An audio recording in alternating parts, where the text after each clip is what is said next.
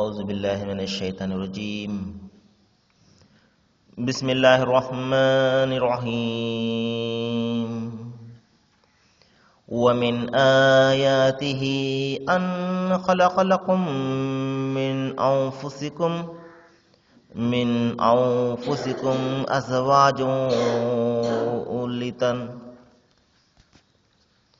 أزواجا لتسكنوا إليها وجعل بينكم مودة ورحمة إن في ذلك لآيات لقوم يتفكرون. صدق الله العظيم. అనంత కరుణామయుడు అపార కృపాశీలుడు పాలకుడు పోషకుడు సర్వలోక సృష్టి ప్రభు అయిన అల్లాహ్ శుభనామంతో ప్రారంభిస్తున్నాను.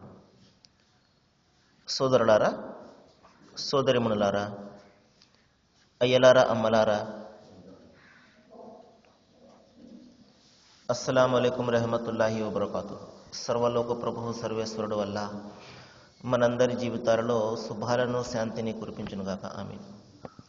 ఇంతవరకు మనము మానవులందరి కోసము విశ్వప్రభు అల్లా తన చివరి ప్రవక్త మహాప్రవక్త ముహమ్మద్ సల్లల్లాహు అలైహి వసల్లం వారిపై అవతరింపజేసిన చివరి మార్గదర్శక దైవ గ్రంథం దివ్య ఖురాన్ నుండి 30వ అధ్యాయం 21వ వాక్యం యొక్క అరబీ మూలంను విన్నాము. దీని యొక్క తెలుగు అనువాదాన్ని ఆలకించండి. ఆయన సూచనలలో మరొక సూచన ఏమిటంటే, ఆయన మీ కొరకు మీ భార్యలను మీ నుండే సృష్టించాడు. మీరు వారి వద్ద శాంతిని పొందడానికి మీ మధ్య ప్రేమను కారుణ్యాన్ని సృజించాడు. నిశ్చయంగా ఆలోచన పరులకు ఇందులో ఎన్నో సూచనలు ఉన్నాయి.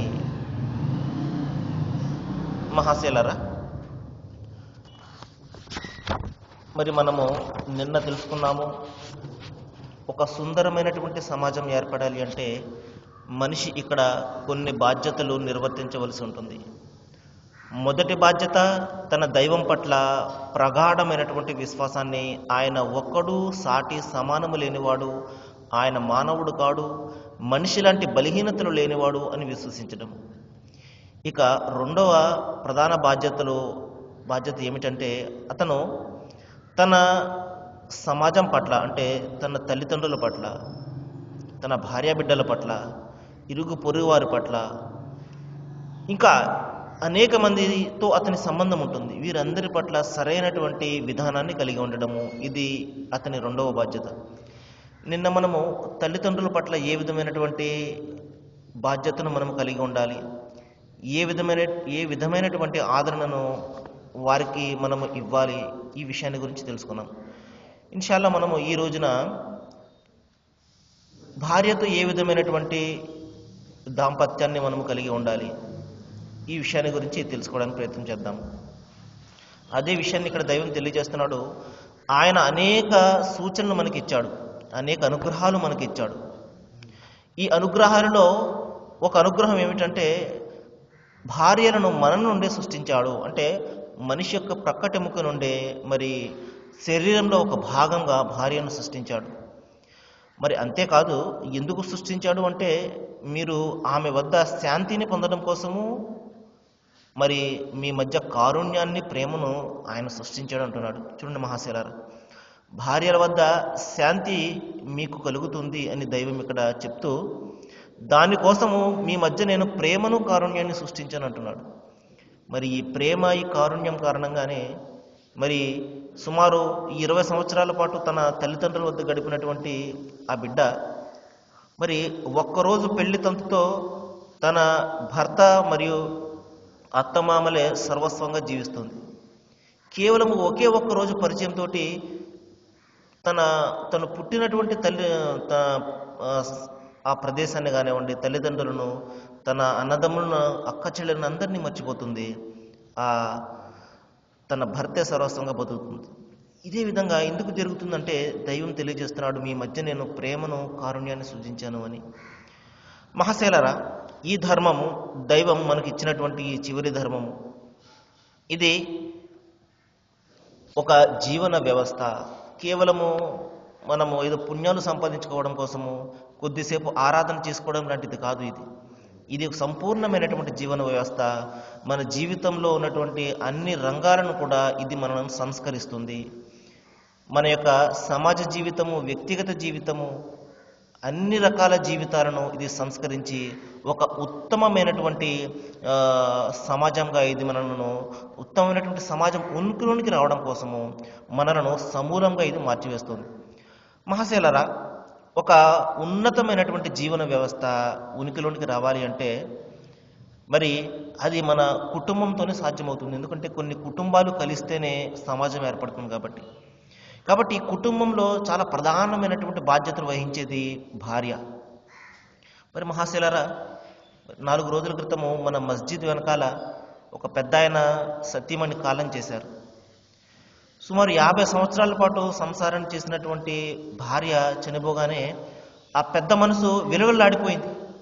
ఆయన ఎంతగానో బాధపడుతూ, రేపటి నుండి నేను ఎవరిని పిలవాలి, అన్నం పెట్టమని ఎవరిని అడగాలి అని ఆయన బాధపడడం చూసి చాలా మనసు చాలా కలకల్లాడిపోయింది మహాశయులారా. అంటే ఈ విధంగా ఒక అద్భుతమైనటువంటి అనుబంధాన్ని, ప్రేమను దైవము భార్యాభర్తలు ఇరువురి మధ్య అది సృష్టించడం జరిగింది. అందుకనే మరి మనం చూస్తాం, పాతకాలంలో ఉన్నటువంటి అనుబంధాలు, బంధాలు ఎంతో బలంగా ఉంటాయి. ప్రస్తుత కాలంలో మనం చూసుకున్నట్లయితే చిన్న చిన్న కారణాలకు మరి భార్యాభర్తల మధ్య పొరపచ్చులు వచ్చి విడిపోవడం చూస్తూనే ఉన్నాం. ఈ విధంగా మహాశయులారా, భార్యాభర్తల మధ్య ఉండే అనుబంధానికి దైవభీతి ప్రాతిపదిక అయినట్లయితే ఆ బంధము కలకాలం నిలబడమే కాకుండా మరణానంతర జీవితంలో కూడా, స్వర్గంలో కూడా ఆ బంధం కొనసాగుతుంది. దైవం మనకు ఈ వాగ్దానాన్ని చేస్తున్నాడు.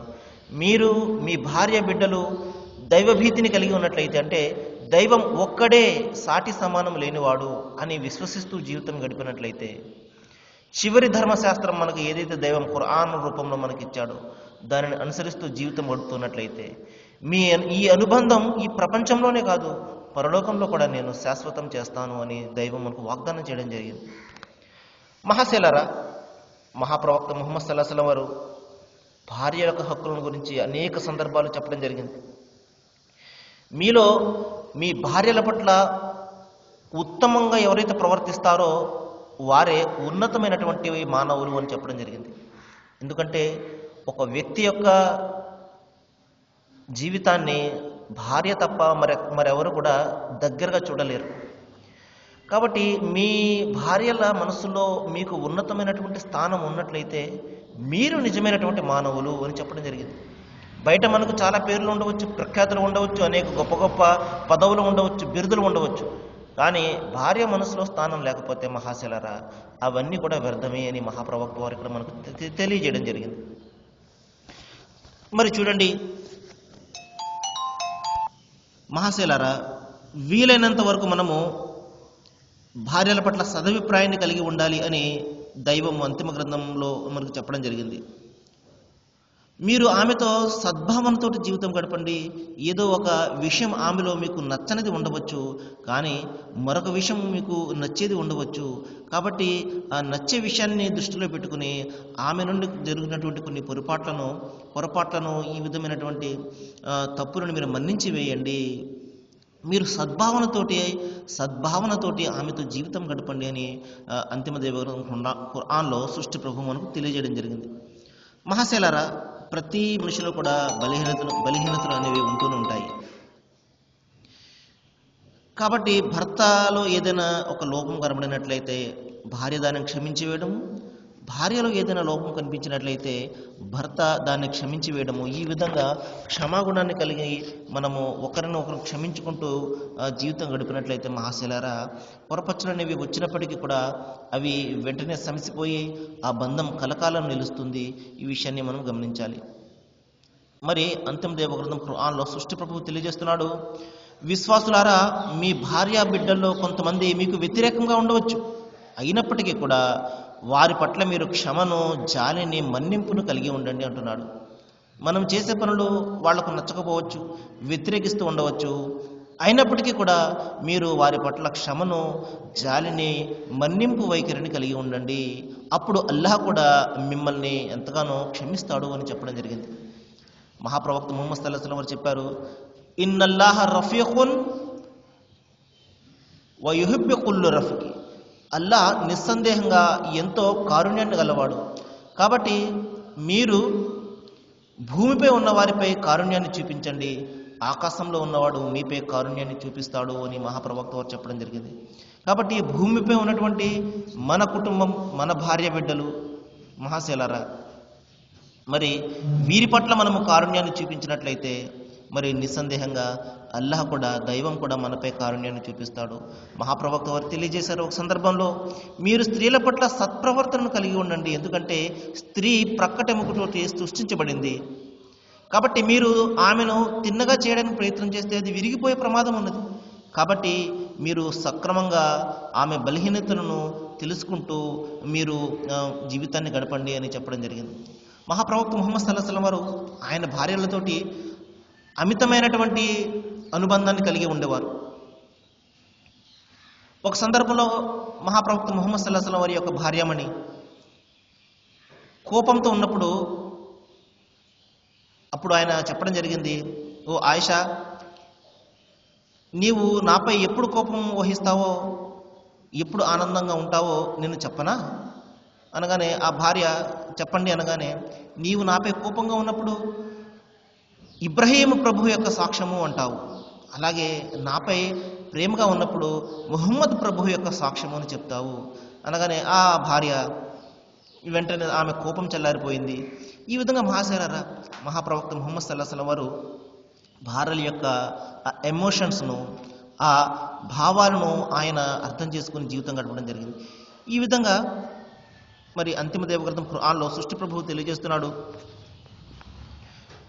హువల్లజీ ఖలఖకుం మిన్ నఫ్సిన్ వాహిద, ఓ మానవులారా, నేను మిమ్మల్ని ఒకే ప్రాణం నుండి సృష్టించాను. ఈ ప్రపంచంలో ఇంతవరకు ఎంతమంది అయితే మానవులు వచ్చారో వాళ్ళ అందరి యొక్క పుట్టుక ఒకే స్త్రీ పురుషుల నుండి నేను సృష్టించాను అంటున్నాడు. అంతేకాదు వజఅల్నా బైనకుం మవద్దతుం రహ్మ, అంతేకాదు వజఅల్నాకుం, నేను మీ భార్యలను మీ నుండే సృష్టించాను, ఎందుకంటే లీ తస్కును ఇలేహా, మీరు వారి వద్ద శాంతిని పొందుతారు అని చెప్పడం జరిగింది. మహాశైలార్, మనిషి ఈ రోజున శాంతి కోసం రకరకాలుగా ప్రయత్నాలు చేస్తూ ఉంటాడు, కానీ దైవం చెప్తున్నాడు, నేను శాంతిని మీ ఇంటిలోనే పెట్టాను అంటున్నాడు. చూడండి, కానీ మనిషి ఈ రోజున ఈ విషయాన్ని గ్రహించడం లేదు, మరి అశాంతికి గురవుతున్నాడు. ఎక్కడైతే శాంతి లభిస్తుందో అది అశాంతిమయంగా చేసుకుంటున్నాడు. ఆ శాంతిని బయట వాళ్లతోటి తీర్చుకోవడానికి ప్రయత్నం చేస్తున్నాడు. తద్వారా అనేక రకాలైనటువంటి ఉపద్రవాలు మన సమాజంలో బయలుదేరుతున్నాయి. ఈ రోజున మనము పేపర్ తెరిచినట్టయితే మహాశైలారా, అక్రమమైనటువంటి సంబంధాలు విషయంలో మరి మనుషులు చనిపోవడము, ఈ విధంగా హత్యలు చేయడం మనం చూస్తూనే ఉన్నాము. ఎప్పుడైతే భార్యాభర్తలు ఇరువురు కూడా దైవభీతిని కలిగి ఉండి జీవితం కొనసాగిస్తుంటారో మహాశైలారా, ఆ బంధం ఎన్నటికీ కూడా అది తరగనటువంటి దై ఉంటుంది. తాత్కాలికంగా ఈ ప్రపంచంలో విడిపోవచ్చు, కానీ శాశ్వతంగా పరలోకంలో వాళ్ళు కలుస్తారు. ఈ విషయాన్ని మనం గమనించాలి. అందుకనే మహాప్రవక్త ముహమ్మద్ సల్లల్లాహు అలైహి వసల్లం ప్రతి వివాహ సమయంలో 3 ఖురాన్ యొక్క వాక్యాలను పఠించేవారు. అందులో ఒకటి ఏమిటంటే, యా అయ్యుహల్లజీన ఆమనుత్తఖుల్లా హక్క తుకాతిహి, ఓ మానవులారా, మీరు దైవం పట్ల భయాన్ని కలిగి ఉండండి అని చెప్పడం జరుగుతుంది. కాబట్టి భార్యాభర్తల మధ్య ఉండే ఆ అనుబంధానికి దైవభీతి ఎప్పుడైతే ప్రాతిపదికగా ఉంటుందో మహాశైలారా, ఆ బంధం కలకాలంగా ఉంటుంది. ఎందుకంటే ఏ స్త్రీ అయితే దైవభీతిని కలిగి ఉంటుందో ఆ స్త్రీ తన భర్తను అమితంగా ప్రేమిస్తుంది అని మహాప్రవక్త చెప్పడం జరిగింది. మరి ఏ పురుషునిలో అయితే దైవభీతి ఎక్కువగా ఉంటుందో అతను తన భార్యను అమితంగా ప్రేమిస్తాడు అని చెప్పడం జరిగింది. ఎందుకంటే ఈ భార్య ద్వారా నాకు సంతానాన్ని ప్రసాదించాడు దైవం, ఈ భార్య ద్వారా నా జీవితానికి నిండుతనాన్ని ఇచ్చాడు, కాబట్టి నేను ఈమెను జాగ్రత్తగా చూసుకోవాలి అన్న ఆలోచన అతనిలో ఉంటుంది. అదే భార్యలో, నేను నా తల్లిదండ్రుల వద్ద అవివాహితగా ఉన్నటువంటి సమయంలో దైవం నాకు ఈ భర్తను ప్రసాదించాడు, ఈ భర్త ద్వారా నాకు సంతానాన్ని ఇచ్చాడు, సమాజంలో నాకు ఒక గౌరవాన్ని ఇచ్చాడు అన్న కృతజ్ఞత ఆమెలో కూడా ఉంటుంది. కాబట్టి మహాశైలారా, ఇరువురిలో కూడా ఎప్పుడైతే దైవభీతి ఉంటుందో నిస్సందేహంగా ఆ బంధము కలకాలం మరి నిలిచి ఉంటుంది. మరి మహాప్రవక్త ముహమ్మద్ సల్లల్లాహు అలైహి వసల్లం తెలియజేశారు, మీరు దైవ మార్గంలో ఖర్చు చేసినటువంటి ధనంలో మీ ఇంటిపై ఏదైతే ఖర్చు చేస్తారో మీరు ఖర్చు చేసే ప్రతి పైసాకు కూడా దైవం పుణ్యాన్ని ప్రసాదిస్తాడు అని చెప్పడం జరిగింది. చూడండి, మనం పుణ్యాన్ని సంపాదించుకోవడానికి ఎక్కువ కష్టపడని అవసరం లేదు మహాశైలారా. మన భార్య బిడ్డలను పోషించుకోవడానికి మనము కష్టపడి సంపాదిస్తున్నటువంటి ప్రతి పైసా కూడా మనకు పుణ్యాన్ని ఇస్తుంది అని చెప్పడం జరిగింది మహాప్రవక్తలు. ఇంకొక సందర్భంలో చెప్పారు, మీరు మీ భార్యల వద్దకు పోవడం కూడా, మీ కోరికను తీర్చుకోవడానికి పోవడం కూడా అది మీకు పుణ్యాన్ని ఇస్తుంది అని చెప్పడం జరిగింది మహాశైలారా. చూడండి. సరే, మరికొన్ని విషయాలు మనం రేపు మాట్లాడుకోవడానికి ప్రయత్నం చేద్దాము. ప్రధానంగా మనకు ఈ రోజున చర్చకు వచ్చినటువంటి విషయం ఏమిటంటే, దైవము భార్యాభర్తలు ఇరువురి మధ్య అందమైనటువంటి అనుబంధాన్ని, ప్రేమను సృజించాడు. మరి తాత్కాలికంగా పొరపచ్చులు వచ్చినప్పటికీ కూడా దైవభీతిని కలిగి ఉండి ఒకరినొకరు క్షమించుకుంటూ మనము ముందుకు వెళ్ళినట్లయితే మహాశిరారా, ఈ బంధము ప్రపంచంలోనే కాదు పరలోకంలో కూడా అది కలకాలం నిలిచి ఉంటుంది. నేను అల్లాహ్ను ప్రార్థిస్తున్నాను, ఇటువంటి అద్భుతమైనటువంటి అనుబంధాన్ని మనము మన భార్యలతో కలిగి ఉండేలాగా అల్లాహ్ మనందరికీ కూడా మరి జ్ఞానాన్ని ప్రసాదించుగాక. వాకిరు దవానా అనిల్ హమ్దులిల్లాహి రబ్బిల్ ఆలమీన్. అస్సలాము అలైకుం.